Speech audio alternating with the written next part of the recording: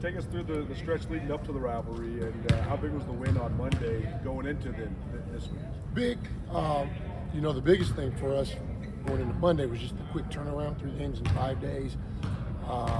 Fortunately, it was a team we had already played before, so the prep was short.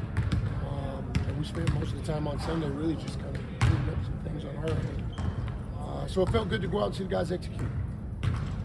The game last year, I think it was like, you play on Saturday when you had the Brawl, then you had the meeting play for Monday. This one's kind of different because it was a 3-game and 5-day stretch, and then you get kind of like 6 days off in between. So was it nice to maybe kind of have a little bit of a buffer, especially after that 3-game stretch? Yeah, I've always enjoyed this week being a week for change. When it's a full off week, we typically would maybe add some things offensively, defensively, tweak some coverages, things like that. But with Monday being a game day, Tuesday being a day off, you don't really have the opportunity to do that like you would in a regular person.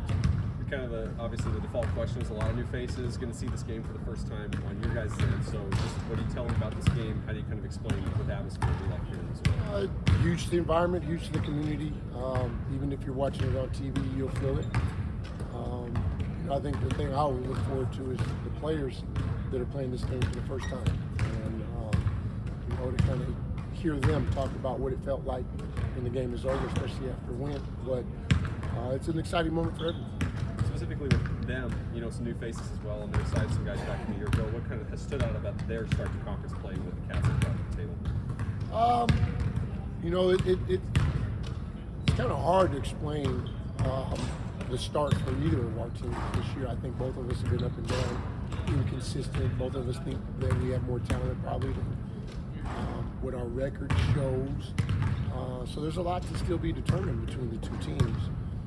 But from what I've seen from Montana State, they played some good ball in some stretches. Always going to be explosive offensively with so much shooting on the floor. Probably one of the better one-on-one players in Walker around the basket. So a tough cover, and it's going to be important for us to bring our best defense. When there is so much roster evolution this day and age, what is the process of having a team come together, and where do you think you guys are at in terms of finding true cohesiveness? It's hard every year. Every year is different, right? Because they all come from so many different places and have so many different experiences. You spend most of your time evaluating what you have. And for us this year, half of the guys we brought in were injured and really didn't participate very much in the summer. So it was September, October. We were still evaluating not only our talent, but skill set and ability to play with one another. So for us, we're still evolving in January like we typically would maybe in November, early December. So it's been a little different for us this year, but the reality is to just keep the environment as competitive as possible and grow as the year progresses. You have nice talent, though, and you've had some high water marks. So how close are you, and also how much patience does it take to get to what you think the top level for this team is? Unlimited patience. And we're still evaluating talent.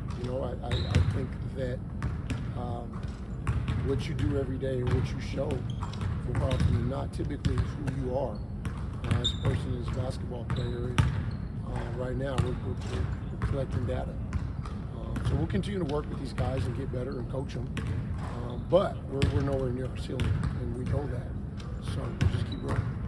You have started the same 5 players for an extended stretch now. So what have they shown you? What have you liked about how they're playing? Well, there's experience with that group for one. Versatility. Most of those guys can play multiple positions and play a lot of basketball. And it's our healthiest group. So there's some chemistry there in regards to guys that have been on the floor the most. But nothing's ever set in stone. You get them at home before you go to the brick when you have an intense rivalry like this. How big is it to start things off on your home court with the crowd behind you? It's good. We're both coming off of wins. I'd like to say that momentum plays a role sometimes. I think we're still, like I said, we're still a work in progress, both teams. But it's always fun to open up at home. And then me and my Bozeman guy are doing a conjoined story about how both teams added a Western Washington guy this year. You guys with Kai Johnson, just the story of how he got here and all that. Just hard work. We scrimmaged them a couple times, so we were aware of who he was. So I think for us it was an easy evaluation, where sometimes when you're looking through the portal, the stat sheet says one thing, but you got to watch a lot of film to get a feel. And we prepared to play for him a few times, so we knew who he was, we knew how he fit. So that was an easier evaluation for us. And then he had played here before, so he knew what this was. So I don't think we had to spend as much time educating him on the environment and what it's like to be in school. He'd been to a football game prior, so there were some experiences that helped with that process. It's kind of ironic because there is a lot of new faces, but I think between Brandon Whitney and Tyler Patterson, I think these guys are two of the leaders in the country or starters at their respective schools. From Brandon's perspective, bringing him back for the 5th year, kind of what has he brought over the years, and just being one of these kind of rare athletes who stayed his whole time here. Sets examples. He's always been one to lead by example in terms of being coachable and prepared to compete every day, regardless to what type of practices it is, coming off a win, coming off a loss, long film sessions, things like that. He's prepared to grow. And I think that when you have a young man like that shows up every day and has been here, he helps set the tone for all the new faces. Was he like that when he got here too? I mean, he's never been like the most vocal guy, but it seems like he's very shows by example and just kind of steady each year. Yeah, he's always been prepared for the moment, which is why he's played so much from day one. Matthias, do they look different than a year ago, or is it pretty similar in terms of just the stuff they're running? A lot different. Last year there's strength. I felt like with their guards, their backcourt, and then they surrounded them with pieces that fit. Now they're more forward-laden team, and there'll be times where there's 4 or 5 forwards on the floor. So they're a lot different than they were last year. They can run some lineups with big size. So how do you sort of combat that? What do you think about that element of this matchup? We've seen a lot of that. From Eastern Washington last year to some of the high majors we've played this year. There's a few teams in our league now that have gotten big. For us, it's use our speed, spread them out, and we got to guard us too. So we'll find some things that will be advantageous for us and try to be the most physical team today. Seems like money is obviously popping up on the top of everybody's scouting report. How have you thought he's handled that, and how have you seen him evolve? Especially Monday, what a great game distributing the ball. Yeah, he's growing.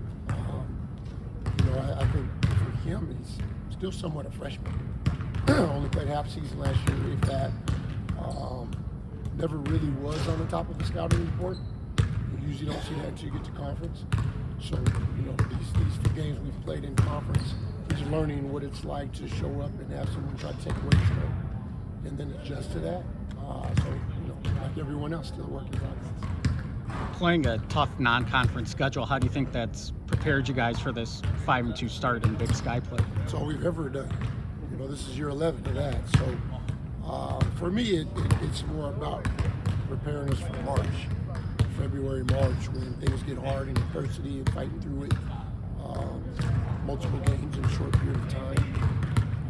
But I think that when you go out and you play good stretches against the number 1 team in the country, number 5 team in the country, number 10 team in the country, you grow with confidence. You believe that there's potential in your group.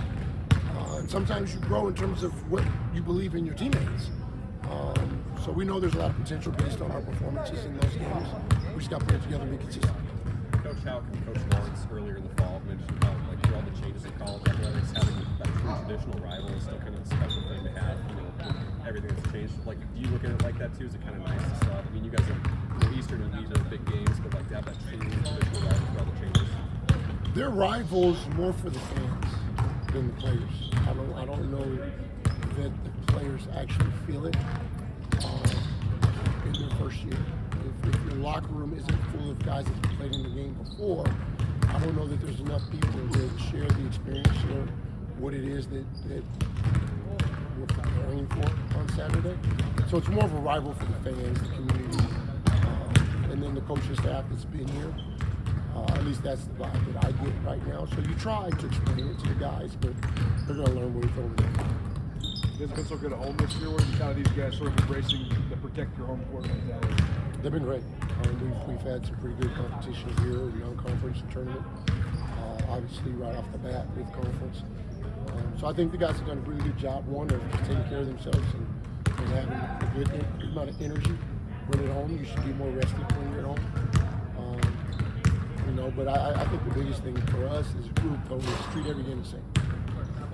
You're recruiting guys out of the portal. How much do you use this big game rivalry atmosphere stuff in recruiting to get guys here? It's individual.